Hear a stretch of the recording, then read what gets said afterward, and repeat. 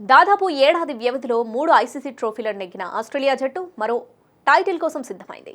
అదే champions trophy. ఈ trophy కోసం తొలుత ప్యాట్ కమిన్స్ నాయకత్వంలో స్క్వాడ్ను క్రికెట్ ఆస్ట్రేలియా ప్రకటించింది.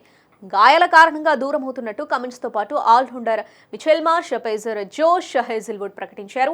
ఓ ముగ్గురు వెళ్లిపోయినంత మాత్రాన తమ జట్టును తక్కువగా అంచనా వేయడానికి వీల్లేదని అక్కడ అభిమానులు భావించారు.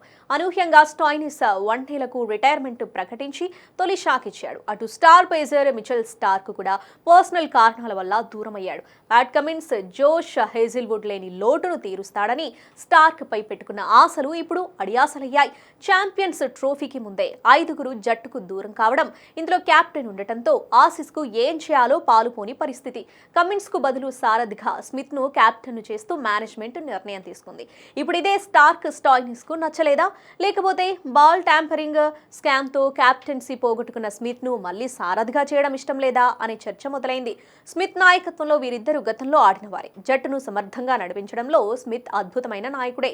కానీ కమిన్స్ గైర్హాజరీలో తమ ఇద్దరిలో ఎవరో ఒకరికి సారథ్య బాధ్యతలు దక్కుతాయేమోనని భావించి ఉండొచ్చని క్రీడా పండితులు విశ్లేషణ. ఇక అలా జరగడం లేదని ముందే అర్థం కావడంతో ఇలాంటి నిర్ణయం తీసుకొని ఉంటారని మరికొందరి వాదన.